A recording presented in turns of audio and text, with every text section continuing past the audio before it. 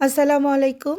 আজকে আপনাদের দেখাবো ৪৪ পিস রোস্টের একটা বাবুর্চি রেসিপি। তো অনেকেই রিকোয়েস্ট করেছিলেন যে একটু বড় আকারের রোস্টের রেসিপি দেখাতে। তো সেটাই আপনাদের জন্য আজকে নিয়ে চলে এসেছি। চলুন দেখা যাক বাবুর্চি কিভাবে মসলা রেডি করে। তো প্রথমে চিকেনটা খুব ভালোভাবে ফ্রাই করে নিতে হবে, ডিপ ফ্রাই যেটাকে বলে। এতে করে রোস্টটা খেতে কিন্তু খুব বেশি টেস্ট হয়।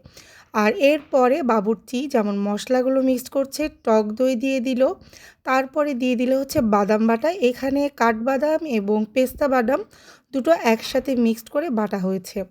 তো পরিমাণ মতো নিয়ে নিল, খুব সম্ভব ২ কাপ মতো হবে। আর টক দই নিয়ে নিয়েছে ১/২ কেজি। আর এখানে দিয়ে দিচ্ছে আদা বাটা। রোস্টে কিন্তু আদা বাটাটা বেশি লাগে রসুনের বাটার তুলনায়। তো ওখানে ২ কাপ আদা বাটা দিয়েছে, ১ কাপ দিয়ে দিল রসুন বাটা। তো এরপরে দিয়ে দিচ্ছে হচ্ছে টমেটো কেচাপ যেটা, এটা দিয়ে দিয়েছে ২৫০ ml। তো আপনারা চাইলে কম বেশি দিতে পারেন। এরপরে একটু কেওড়ার জল এবং গোলাপ জল মিক্সড করে দিল। এইটা ২ টেবিল চামচ পরিমাণ মতো যাবে। এরপরে দিয়ে দিল শুকনো মরিচের ফাঁকি।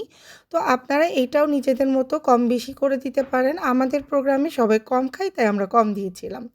এরপরে চলে গেল ২ টেবিল চামচ পোস্ত দানা বাটা। তারপরে চলে গেল ১ টেবিল চামচ পরিমাণ জয়ত্রী জয়ফল গুঁড়া। এরপরে চলে গেল টেস্টিং সল্ট ২ টেবিল চামচ। তো এইগুলো খুব ভালো করে মিক্সড করে বাবুর্চিকে যেটা দেখেছিলাম প্রায় আধা ঘন্টা মতো রেখে দিয়েছিল। বলল মশলা মিক্সড করে রাখলে এটা খুব খেতে ভালো হয়। তো এইটা খুব ভালো করে মিক্সড করতে হবে। এরপরে যেটা করবেন, পেঁয়াজ দিয়ে দিবেন যেই তেলে আমরা মুরগিটা ভেজে রেখেছিলাম ঠিক সেই তেলের ভেতরে। তো পেঁয়াজটা সুন্দর করে বেরেস্তা করেছিল উনি। এইখানে প্রায় আপনার কেজি খানিক পেঁয়াজ আছে। এরপরে যে মশলাটা রেডি করে রেখেছিল সেটার ভেতরে কিছুটা আলু বোখারা দিয়ে দিল আর দিয়ে দিল কিশমিশ। এতে করে একটু যে মিষ্টান্ন ভাবটা সেটা কিন্তু চলে আসে, এক্সট্রা করে চিনির প্রয়োজন হয় না। আর পেঁয়াজ ভাজতেছিল সেটার মধ্যে দিয়ে দিল গরম মশলা। এখানে আপনার তেজপাতা, দারচিনি, এলাচ, লবঙ্গ দেওয়া হয়েছে। তো এইগুলো বাবুর্চি খুব সুন্দর করে একসাথে ভেজে নিল। এতে করে কিন্তু ফ্লেভারটা মানে খুব ভালো করে ছড়িয়ে পড়ে। বাবুর্চি যেটা বলল যে পেঁয়াজ বেরেস্তার ভেতরে যদি আপনি গরম মশলাটা দেন, আপনার এক্সট্রা করে কোনো গরম মশলা বাটা গুঁড়া কিছুই দিতে হবে না। তো এরপরে এগুলো ভালো করে ভেজে নিয়ে ভেজে রাখা যে মুরগিগুলো ছিল সেই মুরগিগুলোর ভেতরে দিয়ে দিল।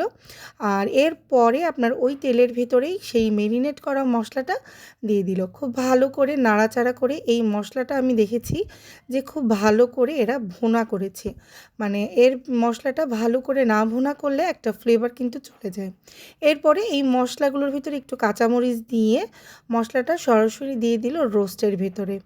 এই রোস্টের ভেতরে মশলাটা দেওয়ার পরে প্রায় ঘন্টাখানিক এভাবে ওনারা রেখে দিয়েছিলেন। এরপরে খুব ভালো করে নাড়াচাড়া করে এইটা আরও চুলার উপরে দিয়েছিলেন প্রায় ১০-১২ মিনিট। তার আগে কিছুটা মাওয়া আর আমি দেখেছিলাম কিছুটা গুঁড়া দুধ দিতে। তো এই হচ্ছে ফুল প্রসেসটা। এভাবে আপনারা চাইলে নিজেরাও বাড়িতে করে খেতে পারেন। তো সেই ক্ষেত্রে বাবুর্চির একটা টিপস ছিল যে গ্যাসের যেহেতু অল্প জাল, ৪৪ পিস মুরগি একসাথে না করে আপনারা ২ হাঁড়িতে করতে পারেন। আর এটা হচ্ছে ফাইনাল লুক।